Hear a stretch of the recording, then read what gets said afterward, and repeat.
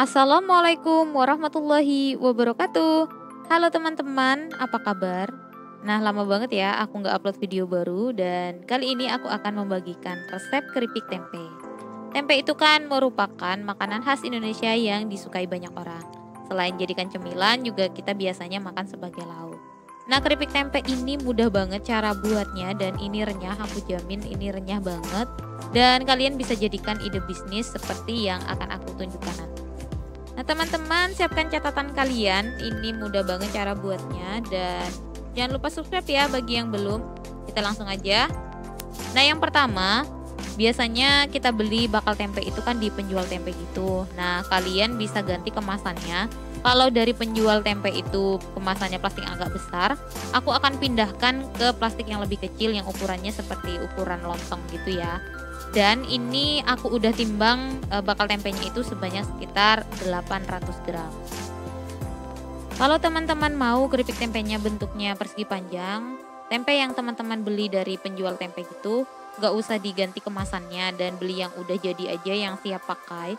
Kalau ini karena aku ingin ubah bentuknya, jadi aku ganti wadahnya atau aku ganti kemasan sebelum jadi tempenya itu dengan plastik lontong.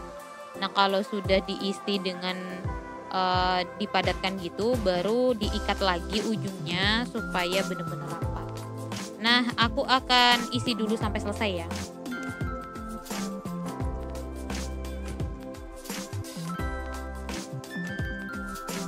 Nah, seperti ini jadinya, kalian bungkus aja sampai selesai. Dan ini setelah aku bungkus jadinya itu 2 yang penuh dan 1 itu nggak terlalu penuh gitu. Kemudian karena kita ganti kemasannya, karena kalau dari penjual tempe itu sudah dilubangi plastiknya, ini kita lubangi lagi plastik yang aku ganti karena kan masih belum ada lubangnya nih untuk sirkulasi udara supaya rayunya itu juga terbentuk. Karena kalau nggak ada lubangnya, setahu aku itu nanti bisa membuat tempenya lebih mudah jadi busuk atau nanti rasanya itu jadi kecut atau asam. Lubangnya seperlunya aja, kemudian kita diamkan. Nah, ini adalah waktu sore hari di tempatku. Nanti aku akan diamkan sekitar 2 malam 1 hari. Nah, teman-teman, untuk menunggunya ini kalian biarkan aja, nggak perlu ditutup atau dialasi kain supaya hasilnya itu nggak terlalu cepet gitu ya. Karena kalau terlalu cepet itu kadang mempengaruhi dari kedelainya. Kedelainya itu nanti jadi kecut gitu atau asam karena pengaruh terlalu. Nah, kalau keadaannya udah kayak gini, ini adalah pagi hari keduanya, dan dia itu kedelainya udah nggak kelihatan sama sekali, itu artinya tempenya udah siap kita gunakan untuk menjadi keripik. Selanjutnya, sebelum tempenya kita iris, kemudian aku akan siapkan bahan celupannya. Yang pertama ada kuning telur, kemudian ada tepung tapioka, lalu ada tepung beras, kemudian ada air. Nanti takaran lengkapnya kalian lihat di kolom deskripsi. Kemudian ada sedikit roiko, lalu ada ketumbar bubuk, garam, kemudian ada bawang putih dan kemiri, lalu ada daun jeruk. Oke teman-teman, untuk langkah pertama, haluskan dulu bawang putih dan kemirinya. Nah, untuk menghaluskannya kalian bisa gunakan blender dengan dicampur dengan air yang tadi sudah kita siapkan. Tadi kan ada 300 ml tadi. Kalian pakai aja airnya sedikit untuk menghaluskan. Kalau kalian nggak mau, kalian bisa gunakan ulekan. Kalian tambahkan sedikit garam untuk membantu mempercepat proses penghalusan dengan menggunakan ulekan. Nah, karena yang dihaluskan tadi hanya kemiri dan bawang putih. Nah, daun jeruknya ini kita rajang halus aja, kemudian ulek sebentar supaya ada beberapa bagian itu yang hancur gitu ya. Lalu selanjutnya bahan-bahan celupan tadi semuanya kita campur, dari mulai tepung beras. Ini tepung berasnya aku punya takaran sendok makan gitu ya. Jadi ini sebanyak 15 sendok makan. Kalau kalian nggak punya takaran seperti yang aku gunakan itu, kalian gunakan aja sendok makan biasa. Atau kalau kalian mau timbang juga boleh, takarannya ada di kolom deskripsi.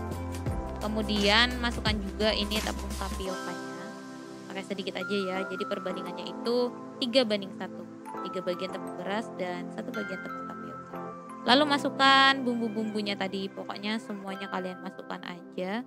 Masukkan airnya juga, bumbu halusnya juga, kemudian diaduk rata. Nanti untuk tingkat keencerannya kalian bisa lihat di akhir ketika aku membuat adonan ini. karena adonannya itu nggak kental ya, karena kan celupannya itu kita cuma mau melapisi bagian luar dari tempenya, jadi nggak perlu tebel-tebel, karena kalau nanti ketebel-tebel nanti hasil keripik tempenya itu jadi nggak bisa renyah karena terlalu dominan tepungnya dan bisa-bisa malah jadi keras. Nah, untuk mengaduk ini kalian gunakan aja whisker atau sendok juga nggak apa-apa karena ini mudah banget larutnya. Nah, kalau sudah, baru kalian bisa siapkan untuk proses pengirisan dari tempenya. Jadi jangan kalian iris dulu tempenya baru kalian buat celupan, tapi buat celupan. Nah, karena kita tadi pakai kemasan plastik, jadi pastinya tentu aja kita harus buang dulu. Nah, setelah dibuka baru kita potong-potong. Pastikan ketika kalian memotong tempenya itu, pisau yang kalian gunakan itu benar-benar tajam dan sudah bersih ya. Gunakan pisau andalan kalian. Kalau ini pisau andalanku ketika membuat keripik ataupun kerupuk. Kalau kalian mau tahu resep kerupuk ikan yang pernah aku share, kalian bisa lihat ya di link yang di atas yang aku sudah sematkan. Silahkan kalian langsung kunjungi ke sana. Nah teman-teman, kalau ngirisnya ini karena kita ini kan juga bukan penjual keripik tempe, jadi pasti irisan kita itu enggak sempurna seperti penjual. Iris saja sebisa kalian, setipis mungkin.